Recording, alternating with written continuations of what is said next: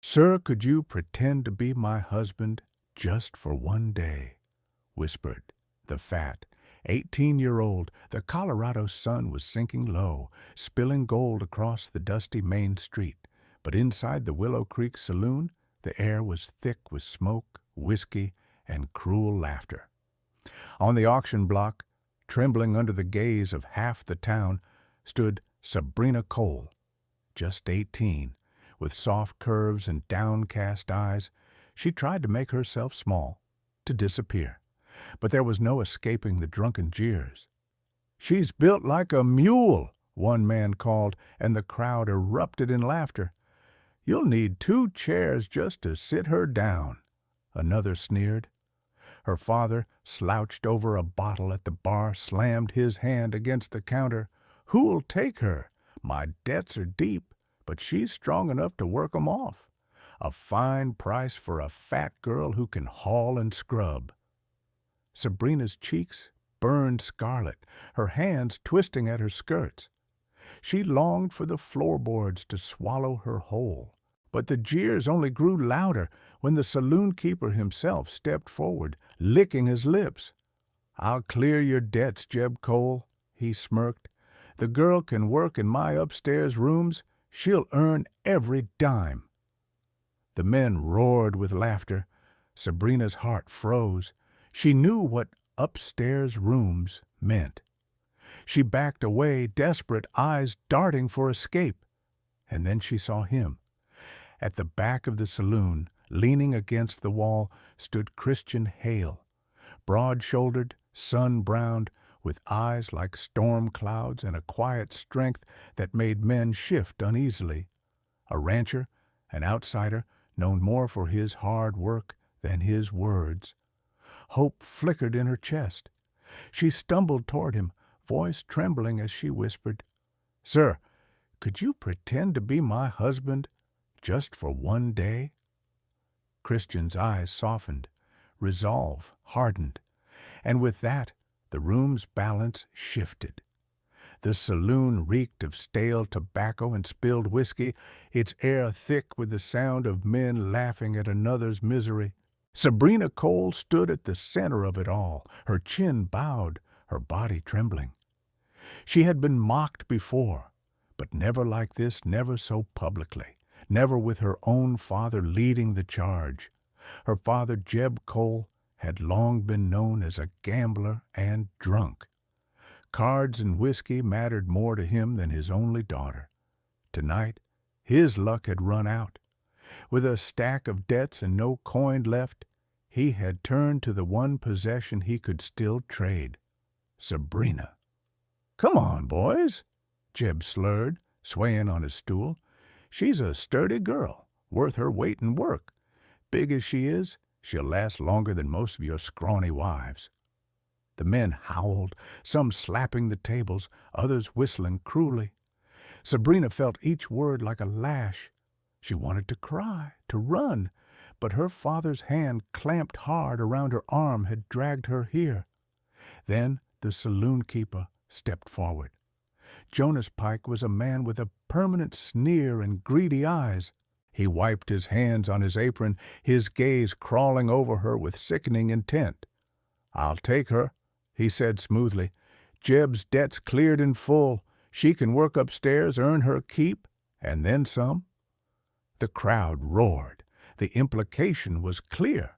Sabrina's stomach churned, her breath shallow with terror. She glanced around the room, praying for a single, sympathetic face.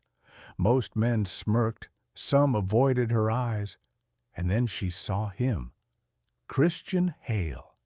He stood apart from the crowd, leaning against the back wall, arms folded. A rancher whose land stretched beyond the North Ridge, Christian was a man of few words but strong reputation. He had buried a wife young and since kept mostly to himself, his life bound to cattle and land. Some said he was too cold, too stern. But Sabrina saw something else in his eyes that night, a flicker of pity, a glint of steel. Her heart pounding, she stumbled toward him. The laughter behind her blurred, the sneers faded. She reached his side, her voice no more than a whisper, trembling with desperation. "Sir, could you pretend to be my husband just for one day?" Christian's eyes widened at her plea. For a heartbeat, silence stretched between them. He could walk away, let her fate be sealed. But in that silence, Sabrina saw the shift. His gaze softened, his jaw tightened. Then he straightened. "She's under my protection," Christian said, his voice cutting through the noise like a blade. The laughter stilled. Jonas Pike's smirk faltered. "What's this, Hale?" the saloon keeper sneered. "You taking in Jeb's fat girl? Since when do you pay another man's debts?" Christian stepped forward, his towering frame casting a long shadow. "Since now," he said firmly, "her father's debt is mine to settle, and she is not for sale." The room fell into uneasy silence. A few men muttered, others glanced at one another nervously. No one dared challenge Christian's tone, not even Jonas Pike. With a protective hand at Sabrina's back, Christian guided her toward the door. The crowd parted, their jeers swallowed by the weight of his presence.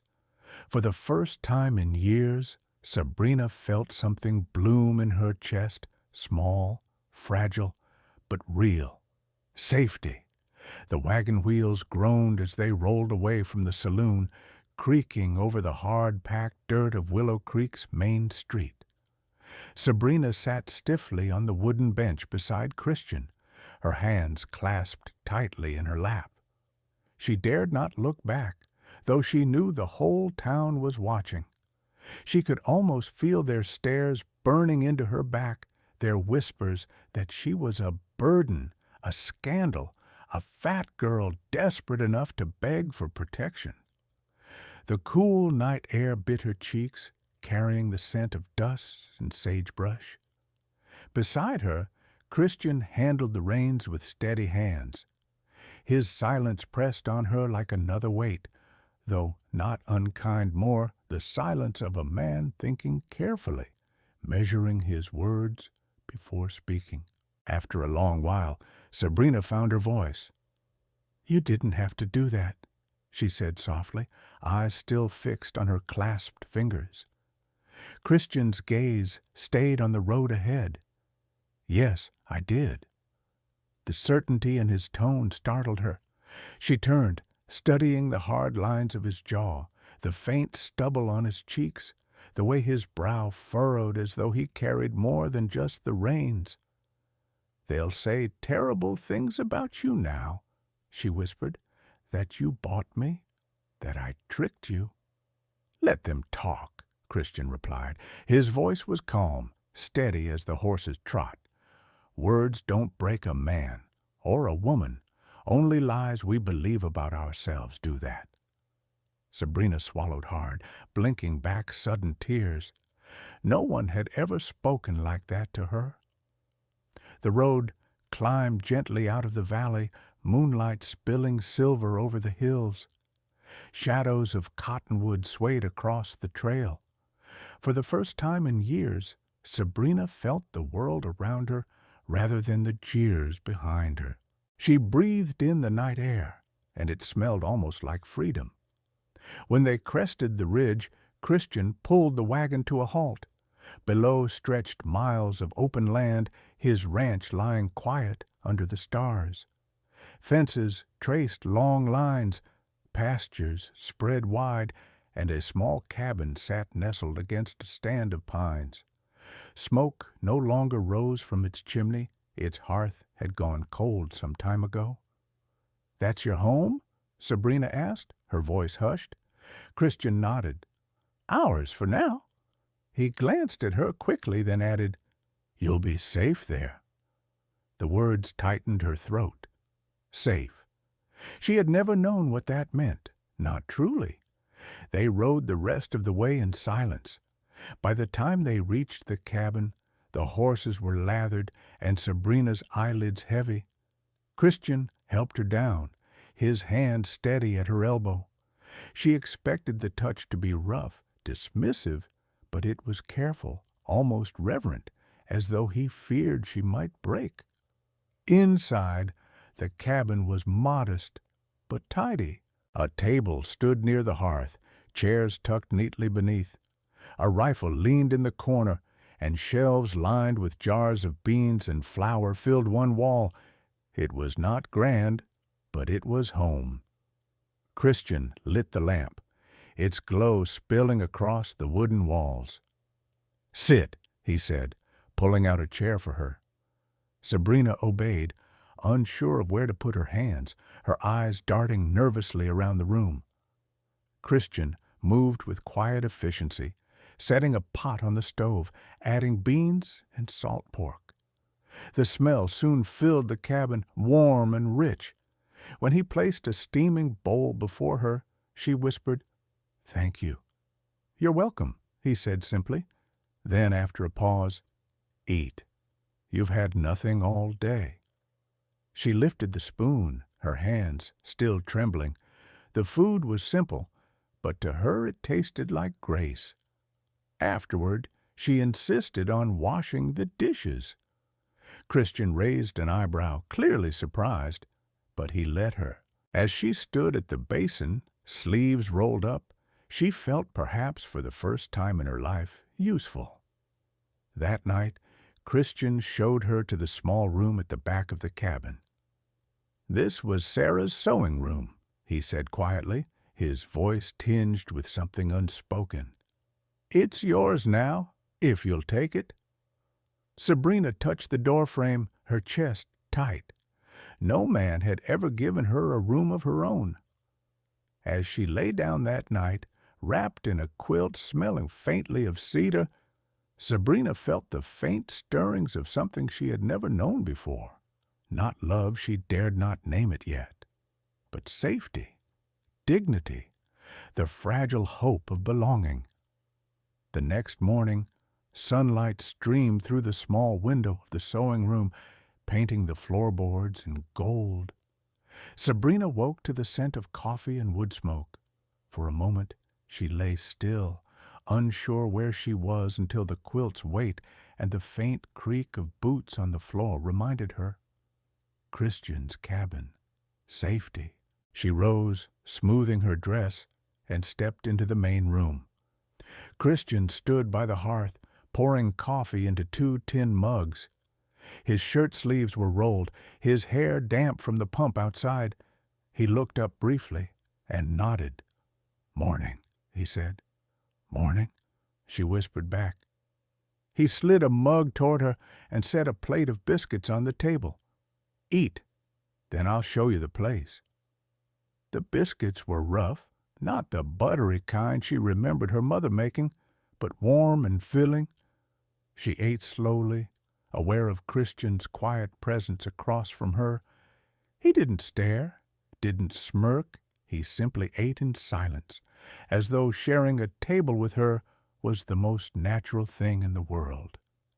After breakfast, he showed her the cabin's rhythm. The barn stood just behind the house, filled with hay and 2 patient horses. Chickens scratched near the fence. A small garden patch waited to be weeded, its rows lined with spring shoots. Christian's hands were calloused from years of labor, yet he guided her gently through each task. "You don't have to do this," she said when he handed her a basket for eggs. He shrugged. "You wanted to help last night. Works better when it's shared." The words warmed her more than the sun on her shoulders. Days passed, weaving themselves into a rhythm. Christian tended the cattle and fields, while Sabrina gathered eggs, mended shirts, and swept the cabin. In the evenings, they shared simple meals, beans, bread, occasionally rabbit stew, and sometimes sat in companionable silence by the fire. It was in those silences that Sabrina felt the shift. She began to see the ways he looked at her, not with pity, not with disdain, but with quiet respect. And slowly, she let herself breathe easier. One evening, after supper, she insisted again on washing the dishes. As she scrubbed, Christian leaned against the doorway, arms crossed. "You don't have to," he said. She smiled faintly over her shoulder. "And you don't have to cook, but you did." A flicker of something approval, maybe admiration, passed across his face. Her sewing room became a sanctuary. Christian had carried in a small trunk from the attic, one that had belonged to his late wife. Inside were scraps of fabric, spools of thread, and a worn Bible. Sabrina touched the Bible reverently. It was not Sarah's, but her own mother's. Christian explained that after her mother's death, the trunk had been given to him for safekeeping by a neighbor. Sabrina opened it with trembling hands, the familiar handwriting on the inside cover making her eyes sting. Tucked between the pages of Psalms, she found a folded parchment. With shaking fingers, she opened it and froze. It was a deed. 20 acres of land bordering North Creek, signed in her mother's name, bequeathed to Sabrina. Her breath quickened. North Creek, the only reliable water source feeding Christian's ranch. The land was not just valuable, it was essential.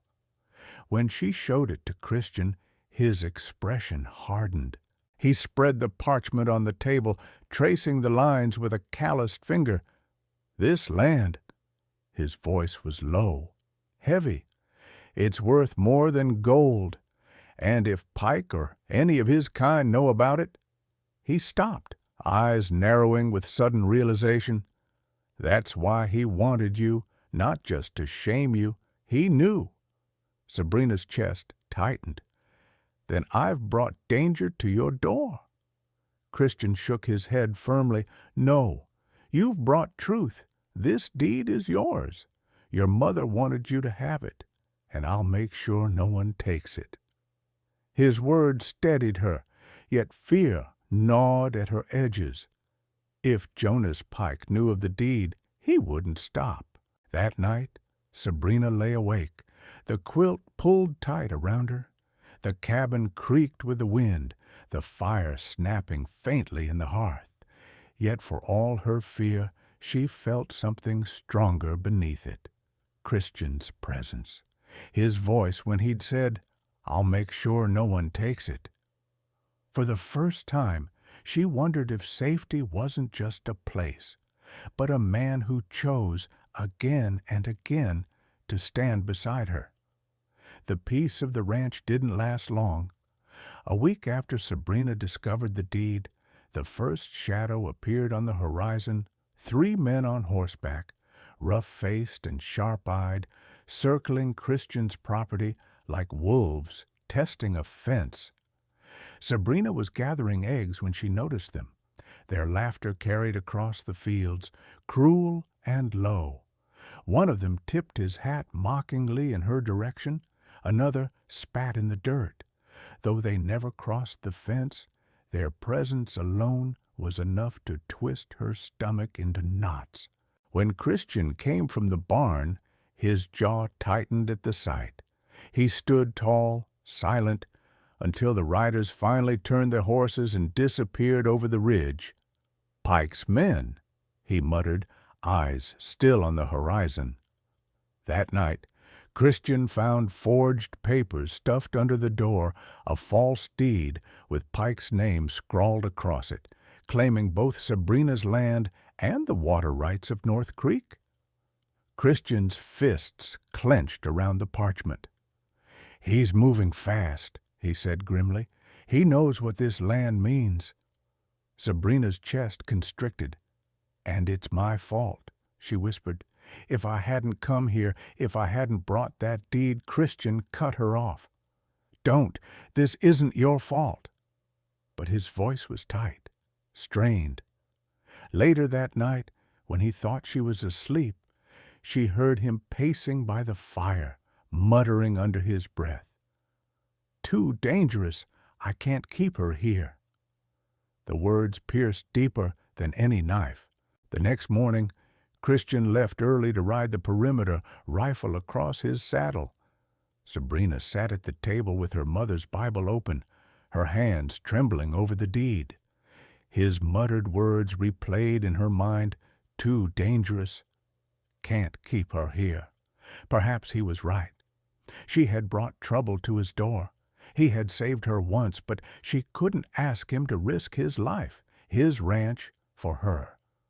With tears blurring her eyes, she wrote a short note. "Christian, thank you for everything. You've given me more kindness than I ever deserved, but I can't let you suffer because of me. I'm leaving.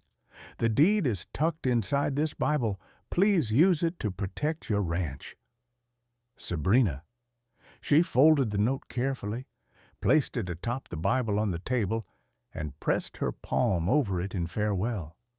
Then, gathering only a shawl and a small bundle of food, she slipped quietly out the door.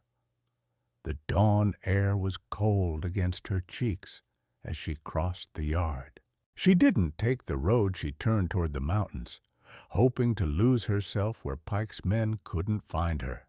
When Christian returned near midday, he knew something was wrong the moment he stepped inside. The cabin was too quiet, the hearth cold. On the table lay the Bible, the note resting atop it. He read her words once, twice, his jaw tightening with each line. By the time he reached her signature, the parchment shook in his fist. "Damn it, Sabrina," he muttered, voice raw.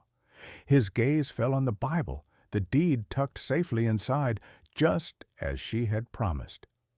She had left him the key to his survival and taken herself into danger.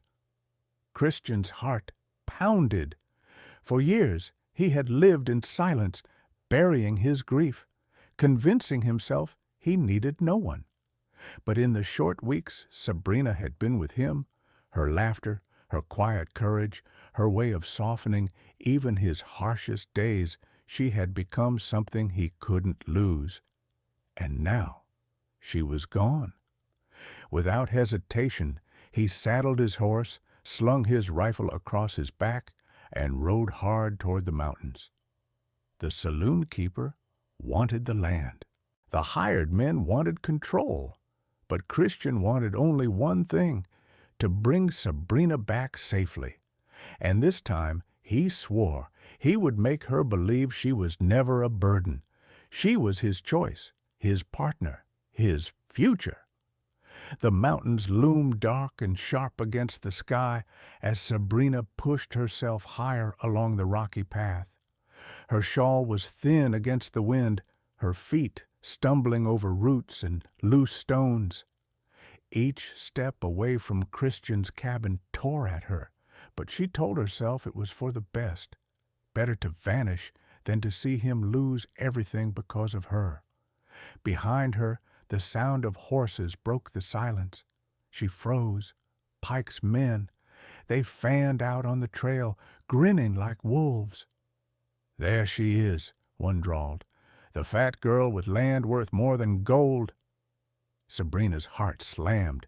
She clutched her bundle tighter, ready to run, but the men closed in, and then thunder on hooves. Christian! He rode hard into the clearing, rifle raised, his voice booming. "Get away from her!" The hired men sneered but shifted uneasily at the sight of him. Christian dismounted in a single fluid motion, his frame towering, eyes burning like storm clouds. "She's under my protection," he said, voice like iron. "You want that deed? You'll have to go through me." Steel flashed, guns drawn, knives glinting. The air crackled with danger. Christian stepped forward, unflinching. The first man lunged, but Christian's rifle butt cracked across his jaw, sending him sprawling. Another fired a shot, the bullet whining past. Christian swung hard, knocking the gun from his grip. Sabrina, trembling, saw one man circling behind Christian, knife raised. For a split second, fear froze her. Then she remembered his words. Words don't break us, only lies we believe about ourselves. She seized a fallen branch and charged. With all her strength, she struck the man's arm, knocking the blade away. He cursed, clutching his wrist, stunned by her sudden fury. Christian glanced back, surprise and pride blazing in his eyes. "Good girl," he growled, before turning to finish the fight. When the dust settled, the men lay beaten and retreating, dragging each other down the trail with curses and threats. The silence that followed was broken only by Sabrina's ragged breaths and the pounding of her heart. Christian dropped his rifle, crossing to her in 2 strides. His hands, rough and trembling, framed her face. "Don't you ever do that again," he said hoarsely. Then softer, breaking, "Don't you ever leave me like that again." Tears spilled down her cheeks. "I thought I was a burden. I thought you didn't want me here." His forehead pressed to hers, his voice fierce. "Sabrina, you're not a burden. You're my choice, my partner, more than I ever thought I deserved. You're everything." Her breath caught, her heart finally believing what his actions had been telling her all along. And in that mountain clearing, with the last of Pike's men fleeing and the wind whipping around them, Sabrina Cole discovered her strength not in running away, but in standing beside the man who had chosen her, wholly and without shame. The ride back to the ranch was slow, the horses weary, the mountains fading behind them. Sabrina sat close beside Christian in the wagon, her shawl wrapped around her shoulders. For the first time since she could remember, she wasn't thinking of the jeers or the shame. She was thinking of his hand, steady around hers, anchoring her like the earth itself. When they reached the cabin, the fire was cold, just as she had left it. But Christian set to work quickly, coaxing flame from embers. Soon the hearth crackled again, filling the room with a soft glow. Sabrina stood by the table, her note and her mother's Bible still waiting where she had left them. She touched the folded paper with trembling fingers. "I thought I was doing the right thing," she whispered, "but all I did was run from the only place I've ever felt safe." Christian rose from the hearth, crossing to her. His hand settled gently at her shoulder. "You're safe here, always, if you'll have it." Her tears fell freely, but this time they were not born of shame. She turned, pressing her face into his chest, his arms enveloping her like a fortress. The steady beat of his heart told her more than words ever could. Outside, the wind rattled the shutters, a reminder that storms and men like Pike would come again. The world beyond the mountains would still judge, still whisper, still try to take what they had built. But in that moment, in the glow of the firelight, Sabrina and Christian knew they had already found something stronger than fear. The only question that lingered was their love strong enough to withstand all that waited beyond the cabin walls?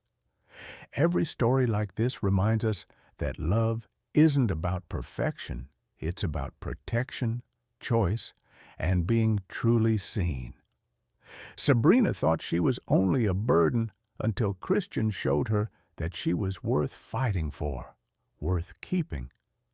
If their journey touched you tonight, tell me, where are you listening from? I'd love to hear your story too. Every comment reminds me how these tales connect us across miles and hearts. And if you still believe that real love can stand against the world, don't go far. The next story waiting for you will carry that same fire.